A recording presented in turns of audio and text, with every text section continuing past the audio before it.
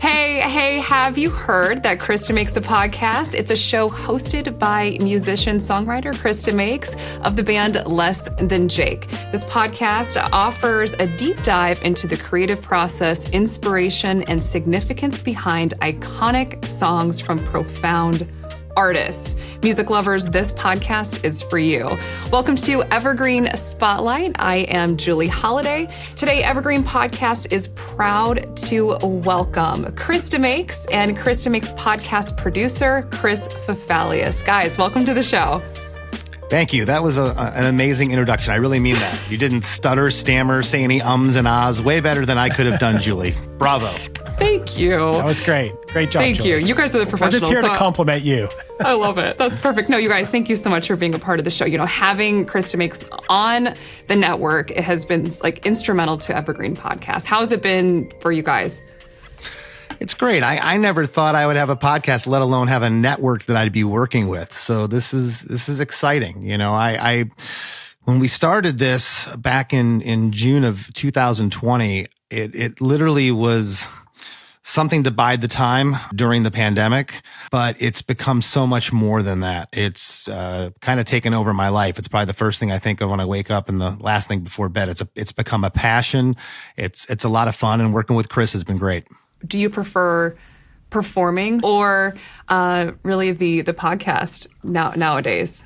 You know, if I'm home for 3 months just recording podcasts, I want to be out on the road, and vice versa. Okay. I was out on the road with the band this whole past summer, and by the end of it, I wanted to get back to being in the studio and doing this part of it. So it's kind of like the best of both worlds.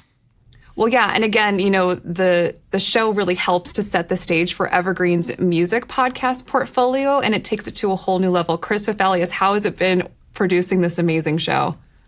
Oh, I've loved it since day one. And if Chris didn't realize that this was going to be, I don't know, maybe he didn't realize on day one what a big deal this podcast was going to be, but I did. I knew from a long time ago, because I've known Chris for a long time, that he would be great at this.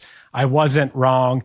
And, you know, as far as producing it, it's been awesome. Like the partnership that I have with Chris, we work well together because we're both a little bit crazy about things. And I don't mean crazy in a bad way. I mean, we're just on each other, hold each other accountable. Not that we even need to that much, because we both have like this crazy, got to get this thing done on top of things sort of attitude that, I don't know, you find a lot of people don't really have that. And if one person has that and one person doesn't in a partnership, I feel like the partnership's not going to last very long. So it's been really good that way. And hey, I've loved working with Evergreen. I came up to see Less Than Jake play in Cleveland, and Chris and I both got to come up to the Evergreen offices and go out to lunch. And, you know, just, it's a beautiful facility and beautiful people as well. You know, I've gotten to know a lot of people at Evergreen now, and, you know, not only do I consider them colleagues, but also friends now. I think that's about as good as it gets. Chris DeMakes A Podcast. It's dedicated to exploring the backstory of one iconic song from an artist's extensive catalog.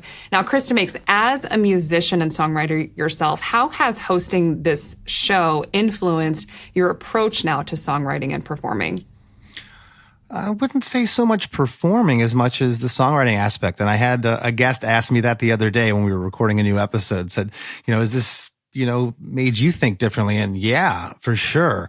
I always heard the songs this way, and now I'm hearing them not just this way, but I'm looking back at the lyrics. I'm analyzing them. I never really analyze songs the way that we do on the podcast. So that's been really cool, because, you know, the older you get, it's like anything else. It's hard to teach an old dog new tricks, and you hit plateaus with your playing and your songwriting. I certainly have over the years, and I feel like I broke through another wall because of the analyzation of the songs. Has anything stuck out in particular that a songwriter, an artist has said that really sticks with you now, like on a day-to-day basis? So much. One of the most common things that we hear on the show is, yeah, this song wasn't even supposed to be on the album. We wrote it in 2 seconds. It was a throwaway song. The label didn't like it, and it becomes the the centerpiece of the band's career. It becomes the big hit that they're known for. And that's just remarkable to think. And I think about that a lot when I'm spending, too long on this bridge part. It's been 3 hours. It's like, it's not working, it's time to move on. Chris Fafalios, what do you think about, approaching producing? Like, do you have to kind of throw that perfectionist way out of it? I don't think as far as producing, I think I'm always striving for perfection because I think it's a little bit of a different art with producing a podcast where, I think you do have to put the time in. With the song, it's a completely different type of art. I think with the podcast, if you slack on the producing end of it or the editing side of it, that you're going to hear that. That's why since I've started working on this show and One Hit Thunder, that when I hear a podcast where people kind of don't edit it or edit it very lightly and let a lot of the flaws through, it bothers me. I don't want to hear all the ums and ahs and mistakes. And I think that might just be me.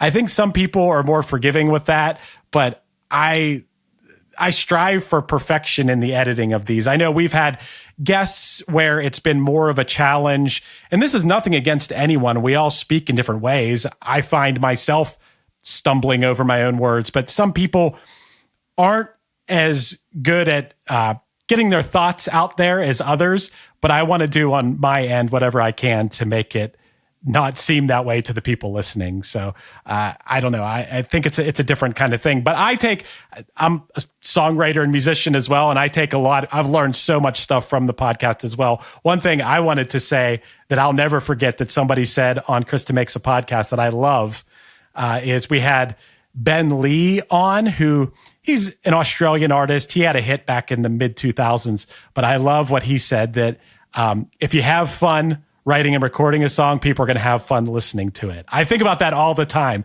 that the more fun you have making something, the more fun it is to enjoy it, so. I think one of my favorite of your guys' interviews was John Oates and Daryl Hall. I love Hall and Oates. They were discussing Maneater. And then also David Paich from Toto talking about Africa. But I'd love to know, who some of your favorite interviews were and anything that came out of those interviews that was a little bit surprising to you. Those two definitely, David Paich and John Oates were huge episodes for me. I say it so much on the show that our memories are what are attached to songs, and the longer the time goes. Okay, so Africa and Maneater were right around the same time in the early 80s, so I had a lot of years and a lot of memories. Those are my young years growing up. So talking to both those guys was just insane. Something crazy that came out of the Toto episode was, I will listen to these songs in headphones very intently. And unlike I've ever listened to them before, I've heard Africa probably thousands of times, airport radios, restaurants, wherever, just in everyday life. But I was listening in headphones. I had it cranked up, and before the drum start, like the bongos and the drum start at the top of the song Africa, I heard this laugh off into the left speaker. And it was a laugh. Yeah, Chris? A laugh? Or a cough? It was a laugh. It was a laugh. It was a laugh. Yeah. And that was the first thing I said to David. I said, there's a laugh off. He said, what? He's like, wow, that's got to be Jeff. And Jeff Porcaro, their drummer, sadly passed away in the early 90s.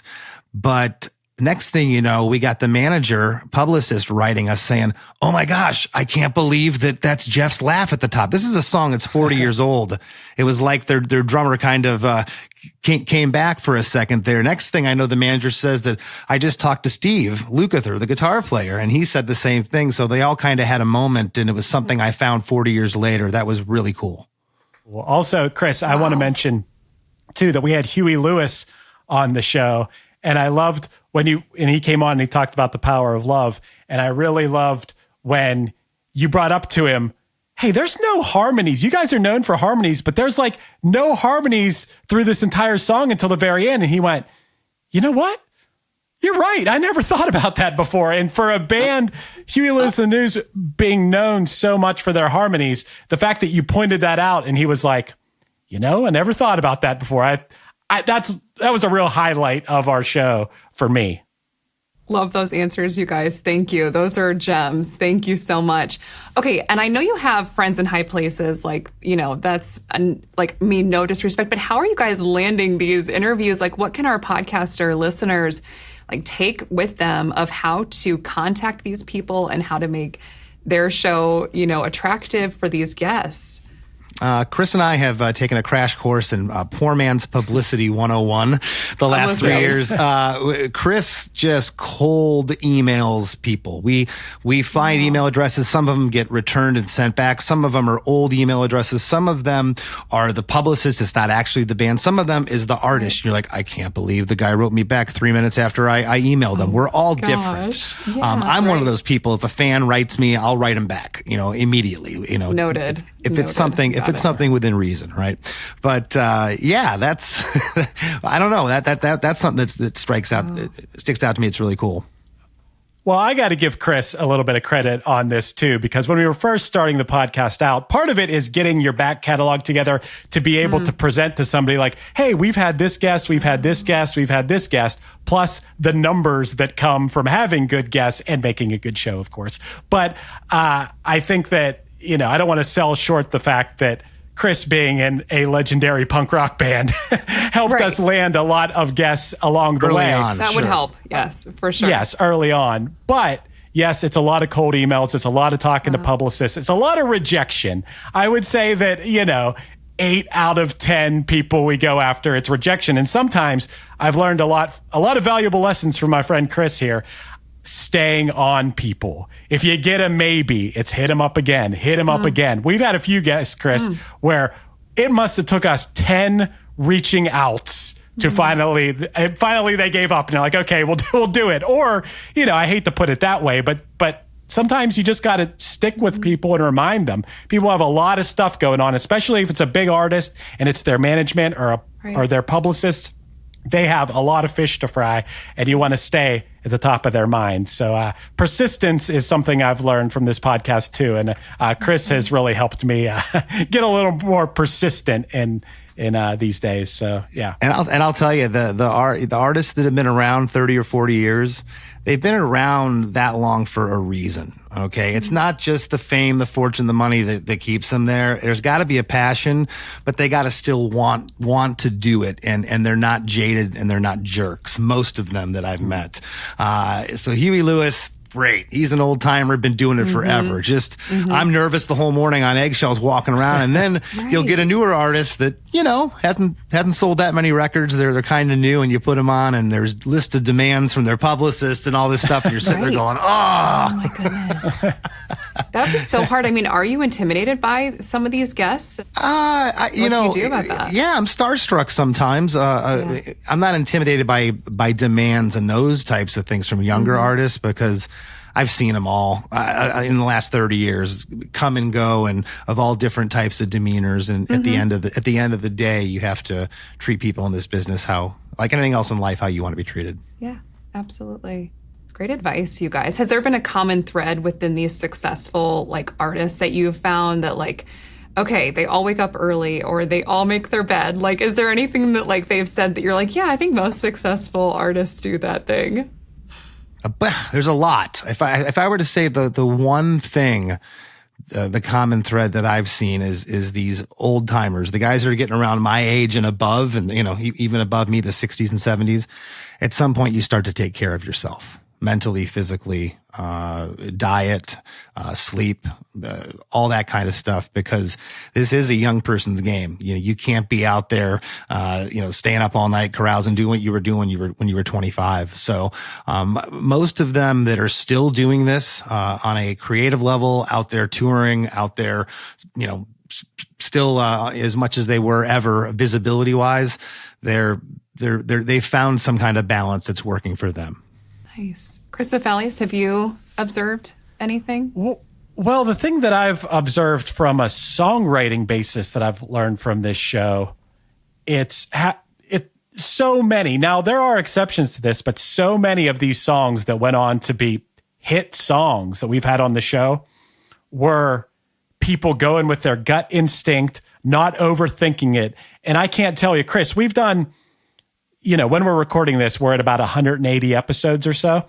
And I would venture to say that 50% of those songs that we've talked about were songs that people wrote in half an hour or an hour, didn't overthink it, didn't, second guess themselves on things like lyrics and stuff. They went with their instinctual gut feelings on the songs.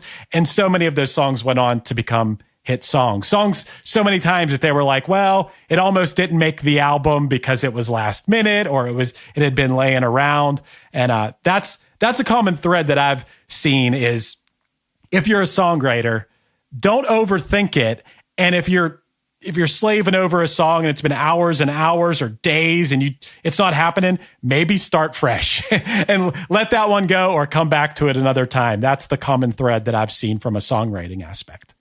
In your over 200 episodes, have you guys figured out like a magic formula for making your show? Well, yeah. So we're every week since June 1st of 2020.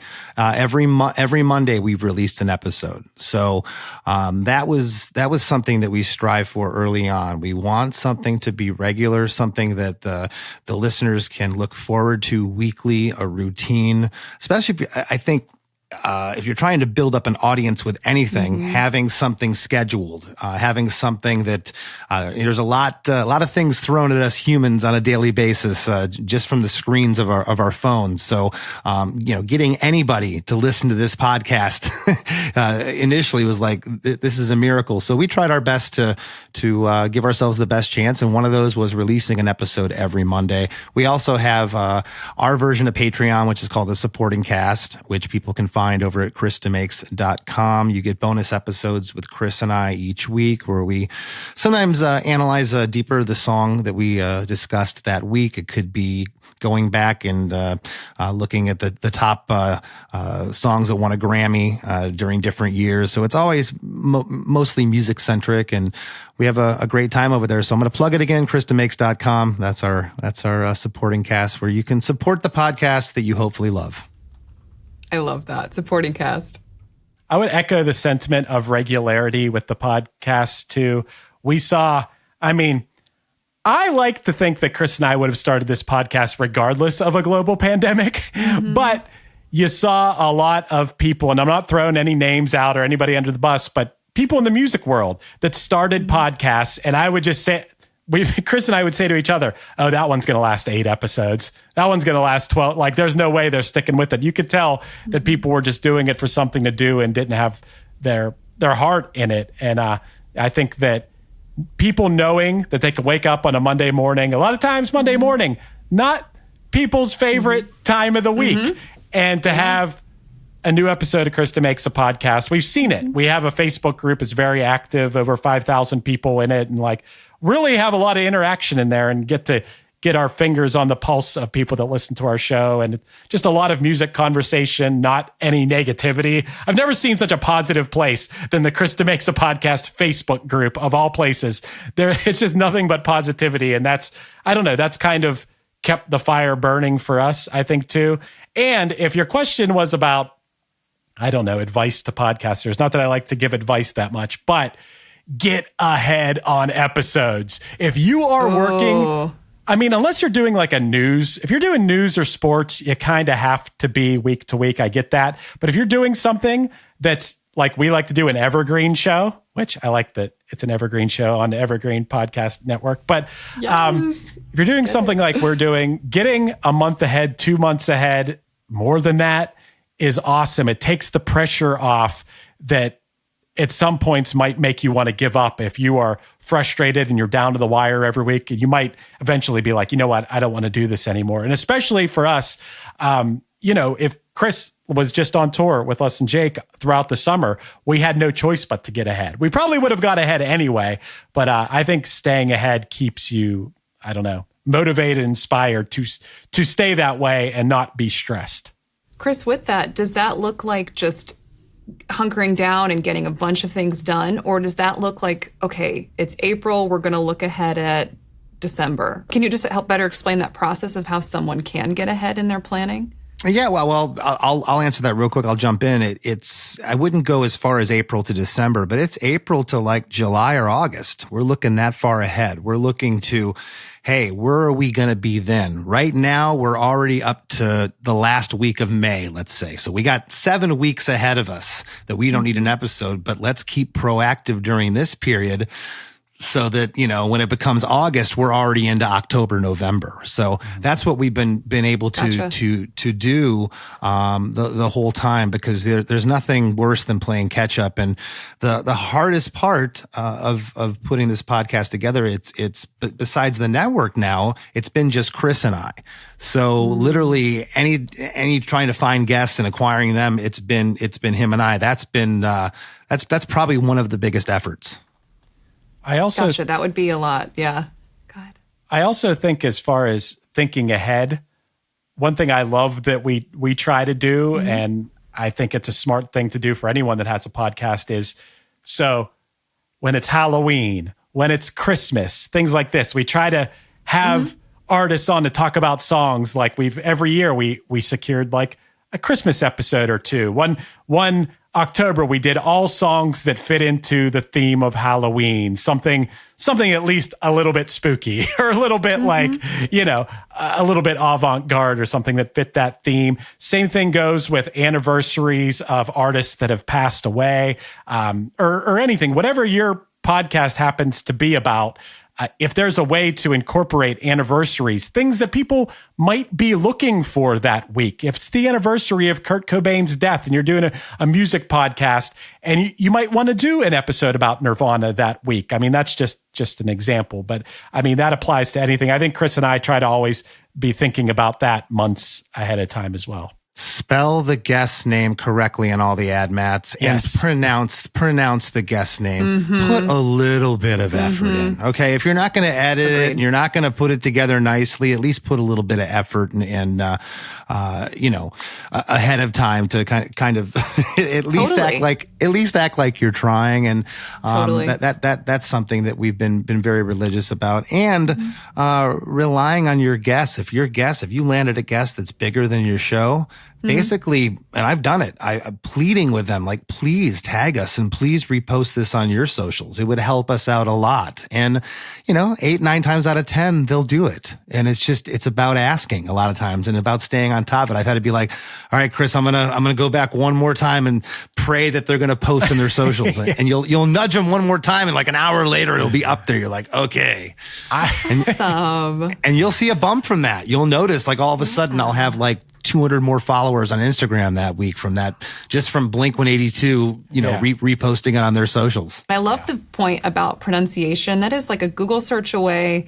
Everyone's favorite word is their name. Like, it's really, you have to kind of take that time. I understand that totally. So thank you for that. Chris DeMakes, so on your website, I saw that fans can order like custom songs. I just wanted to ask you about that. Yes. So can you just tell us like what that's about? Yeah. So just prior to the pandemic, a fan of the band who had been following us forever wrote this poem, wrote down some things about her father. She was struggling. He had passed away 3 years prior. She just couldn't get her act together emotionally. She couldn't. She had 3 young children, girls at that point, daughters, and she's just depressed all the time. And I wrote this. She said, could you write a song for me? What would you charge? I said, you've bought enough t-shirts and tickets to see my band. Aww. I did it, and she just wouldn't let it go how much she loved it, and wouldn't let it go that she wanted to pay me for my services. I said, here's my PayPal, whatever. And she sent me an exorbitant amount of money for this. And the light bulb went off. I said, you know what? I'm going to post around the holidays that I'm going to do this. Next thing you know, 3 months later, we're in the throes of the pandemic, the spring of 2020, and I'm sitting on like 20 orders for these custom songs, everything from anniversaries to jingles for businesses. And to date, I'm up around 200 of them for the past couple of years. Yeah, I stayed extremely busy. So between that and the podcast, and Chris and I were doing some other stuff. Chris was doing some animated videos during that period. I was doing producing and consulting over Zoom, lessons with people. And it was really about staying busy. And the other saving grace about this podcast that I didn't mention, I do want to say, was during that period, a lot of people were going stir crazy. There was nowhere to go, nothing to do. And I was able for a couple hours a week to get in front of my peers, people that I've known, whom I've known over the years, and have a face-to-face like this and feel like I have a social life of some nature. So it was very, very comforting in that aspect as well. Well, and I know Silver Linings was like the way to get people out of their troubles for 2020. So it's just amazing, like that you guys like really helped people really come out of the shutdown like that. Do you guys have any amazing guests or like some fun milestones coming up for the show? Milestones. Yes, the next milestone is always around the corner. We don't know what it is yet. As far as guests, as far as guests, we're always working. We got we always say it's kind of like fishing. We got a bunch of lines out in the water right now. Sure. We're just waiting for some bites, and then you get the bites, and you got to do the follow-ups, and then you got to do the follow-ups and the follow-ups, and we've mentioned that a number of times now because that's really what it is. But yeah, we always have stuff going on. There's always excitement, and there's always the next person out there that hasn't heard of Chris DeMakes A Podcast. So we literally take this to the streets. Every time I'm out, I got a stack of flyers. I'm handing to people. I'm talking to people. Nice. It's a lot of this has been word of mouth, and the listeners that have followed the show have certainly helped by telling everybody they know about the show. It's wonderful. Chris, anything else to add? Yeah, I just think that I feel really fortunate that the steady growth of the show, the nice stuff that people are constantly saying to us about it. I didn't know. I mean, I guess I kind of thought when we started it that having a podcast about songwriting, I knew at least songwriters would like it, and people that were into music would love to know the backstory behind a song that they love. I'm just impressed at the amount of people that really do like the very nitty gritty of the songwriting. I would have thought that some people, when you're talking about, I don't know, verses, why you put a third verse here, or like song structure and chord choices, I thought that maybe there we would lose some of the passive people, but really that hasn't happened at all. The show's continued to grow, and we're always talking with people like in that Facebook group that I talked about. And someone asked in there, someone complained. It wasn't like a real super complaint, but we don't get deep into gear talk. Chris and I are also always like talking about like what amp you used or what guitar you used too much. Like that would personally put me to sleep. And I was surprised that people were like, we want more of that. And I'm like, really? You want more of that? Feels like really getting too inside baseball about the songs. Not that we're really going to go down that road, but I think what I'm getting at here is that people, whether they're a songwriter or whether they're just a lover of music in general, seem to really be interested in the art of songwriting. And I think that's been a surprise. And also it's kept me motivated in wanting to keep pushing forward. And hey, like I've said before, I want Bruce Springsteen on this show. I want Madonna on this show. I want Bjork on this show. I want Ben Folds on this show. I want I want Paul McCartney on this show. I don't think there's any limit to how far we can take this because the subject matter is pretty universal. I mean, it's very rare to find people that don't like songs. So, I'm just want to stay motivated with this thing. That is so inspiring. I haven't had a passion for anything in my life outside of my band like this. And it has to do with songwriting. I'm a songwriter, I'm a musician, and there's a true passion here. And the same with Chris. And I also know that that's a big part of the show's success, and what's going to keep things on the up for us is the passion. This isn't a job. We genuinely love this, and I love picking songwriters' brains. It's awesome. I think what I would chime in with here as a final thought is if you're just hearing about Chris DeMakes A Podcast right now, scroll back scroll back through the past episodes because the episodes are evergreen. It doesn't matter if it was from 2 years ago. The song behind the story hasn't changed. It's still the same story behind the song. And I guarantee, let me think about this. I would say that 99.9% of people that like music, unless they don't like music, which I guess there are people that don't like music, but all music fans, if you scroll back through our back catalog past close to 200 episodes, you're going to find 10, 20, 30 episodes of a song that you like, of the person who wrote the song talking about the song. We have had everybody from all different types of music.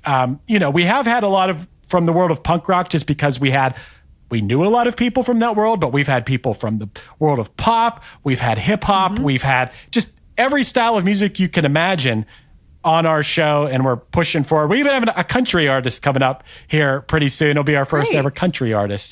So we are not limited to a certain type of music. Scroll back through that back catalog, and you're going to find an episode that you like, I promise. For sure.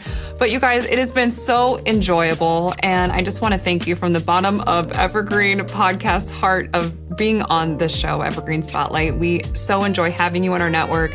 Keep up the amazing work. Thank you for the advice in marketing. You guys gave some amazing tips and tricks, and just keep building this. And I hope all those stars that you mentioned join your show. So guys, thank you so much for joining Evergreen Spotlight. And for you out there listening or watching, find Chris DeMakes A Podcast on your favorite podcast app. We'll see you later. Hey, and watch this before we split. You ready? Yeah. Hey, this is Chris DeMakes and Chris Fafalios from Chris DeMakes A Podcast, and you're watching Evergreen Spotlight.